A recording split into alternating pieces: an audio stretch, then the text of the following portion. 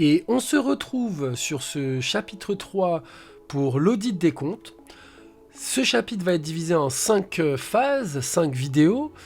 Première vidéo, les étapes clés de la mission d'audit et l'acceptation de la mission.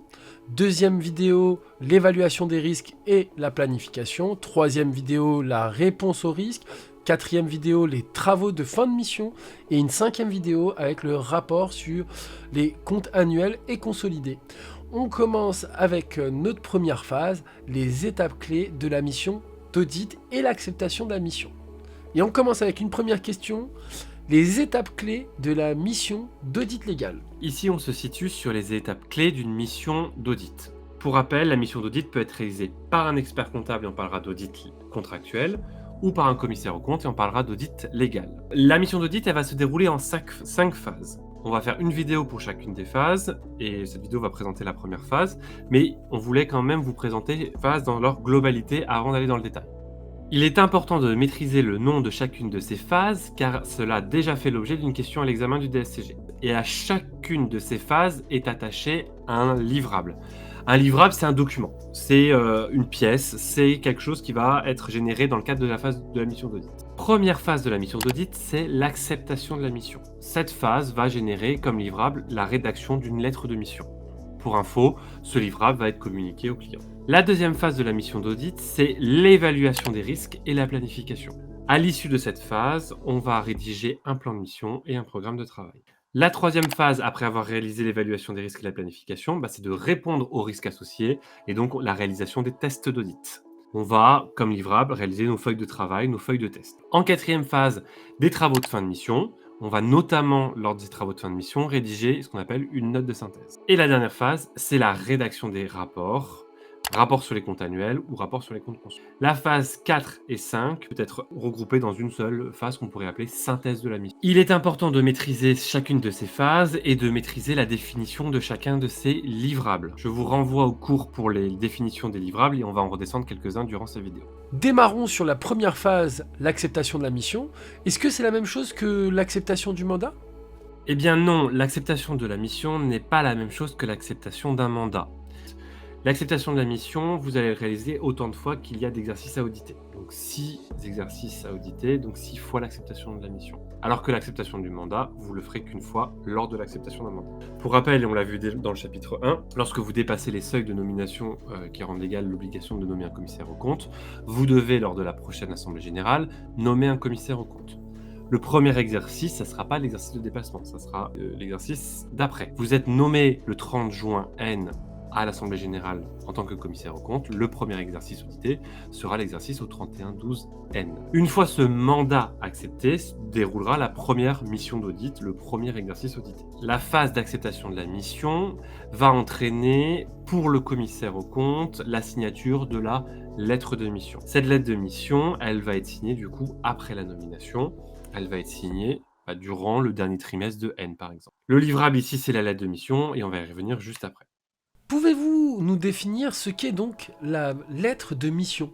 Donc cette première phase de la mission d'audit, l'acceptation de la mission, elle se traduit concrètement pour le commissaire aux comptes ou l'expert comptable par la rédaction de la lettre de mission. C'est une définition à connaître. La lettre de mission, c'est un courrier établi par le commissaire aux comptes et co-signé par celui-ci et le représentant de l'entité auditée, dans laquelle le commissaire aux comptes définit les termes et les conditions de ses interventions. Si à l'examen vous avez un audit contractuel par un expert comptable, remplacez commissaire aux comptes par expert comptable. Mais juste pour la suite du chapitre, on parlera de commissaire aux comptes. C'est un contrat qui donne les termes et les obligations de l'intervention. Vous avez l'obligation pour chaque mandat d'établir au moins une lettre de mission. Ensuite, vous savez que la mandat va durer 6 exercices. Ensuite, le commissaire aux comptes va déterminer si les circonstances exigent une révision des termes et des conditions de la mission. Donc généralement, vous allez refaire une lettre de mission à chaque exercice si par exemple, vous avez de nouvelles interventions qui sont prévues. Si vous rajoutez des sacs par exemple entre chaque année et qui sont à réaliser, vous pouvez modifier la lettre de mission chaque année. Autre circonstance qui peut entraîner une révision de la lettre de mission, en ce moment, avec l'inflation indexation qu'on a tous les ans, l'augmentation des honoraires est une circonstance qui exige la révision de la lettre de mission. Donc généralement, vous allez signer une lettre de mission par exercice. Ça va vraiment dépendre de chaque cabinet. Il y a des cabinets qui ont une politique de au moins une lettre de mission par mandat, d'autres cabinets qui font signer une lettre de mission chaque exercice. On a vu dans le chapitre 1 que le co-commissariat aux comptes, c'était lorsque vous avez au moins 2 commissaires aux comptes sur un mandat. C'est obligatoire pour l'audit de comptes consolidés. Et quand vous avez un co-commissaire aux comptes, la question pourrait se poser de est-ce qu'on doit signer une lettre de mission ou 2 lettres de mission? Eh bien ici, vous avez le choix, c'est soit une lettre de mission commune, soit chaque commissaire aux comptes établit sa lettre de mission. Dans la pratique, on fait une lettre de mission commune parce que c'est déjà très compliqué de faire signer une lettre de mission à un client, alors imaginez en faire signer 2. Donc nous venons de voir la définition du livrable lettre de mission. À l'examen, on aime bien vous interroger sur une définition d'un des livrables et on vous demande souvent d'indiquer des éléments qui doivent figurer dans le livrable. Donc ici, vous avez une liste plutôt exhaustive des éléments qui doivent être comprises dans une lettre de mission. Est-ce qu'il faut connaître la liste exhaustive suivante? Non. Il faut connaître souvent 3 à 4 éléments. Donc vous prenez les éléments qui sont les plus évidents ou les plus faciles à retenir pour vous et c'est ceux que vous mettrez dans votre copie. Si on vous interroge sur indiquer les éléments qui doivent figurer dans la lettre de mission, premièrement, et ça semble assez logique vu que c'est un contrat qui est signé entre un client et un cabinet d'audit, il faut mettre l'identité des parties. Il faut mettre une petite phrase de présentation globale de la mission, lettre de mission concernant l'audit légal des comptes de la société X, de l'association Y. Point très important, le troisième, il faut indiquer la nature et l'étendue des interventions que l'auditeur entend mener conformément au code de commerce, au NEP et à la doctrine professionnelle de la CNCC. Ici, en fait, ce qu'on sous-entend, et ce que vous pouvez simplifier, c'est qu'il faut mettre toutes les interventions que le commissaire aux comptes va réaliser. Donc, c'est-à-dire la mission légale, plus toutes les prestations ou SAC qui vont être conclues. Point suivant, on doit indiquer la façon dont seront portées à la connaissance des dirigeants les conclusions d'audit. Comment on va leur communiquer notre rapport, est-ce qu'on va réaliser une réunion de synthèse, etc.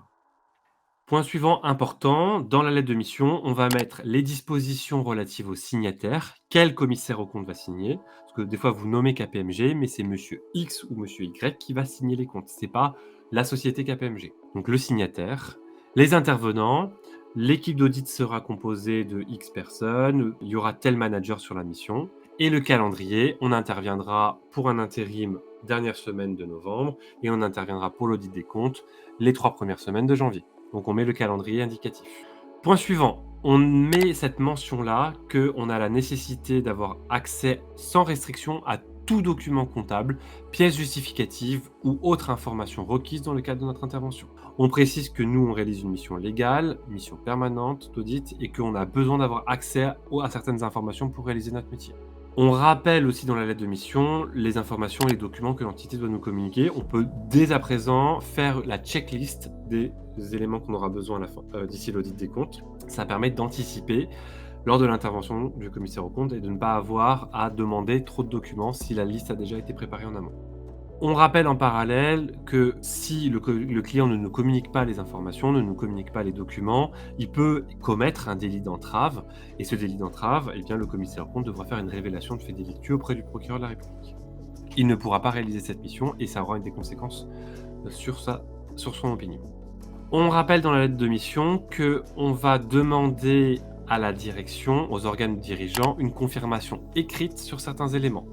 Cette confirmation écrite, on le verra dans le chapitre 4, c'est ce qu'on appelle une lettre d'affirmation. Donc la lettre d'affirmation, c'est un document écrit où la direction donne des informations au commissaire aux comptes et on va utiliser cette technique d'audit-là quand on n'a pas d'autres éléments probants. Par exemple, il y a des choses qu'on ne peut pas avoir sur facture, il y a des éléments qu'on ne peut pas avoir sur un courrier, sur un contrat. Et donc, à défaut d'avoir des documents probants, on va demander à la direction de le mettre par écrit. Généralement, vous n'oubliez jamais cet élément. Le budget d'honoraires et les conditions de facturation sont mentionnés dans la lettre de mission, c'est assez évident. Et puis, vous avez tout un tas d'autres clauses qu'on peut rajouter. Fin de la première vidéo.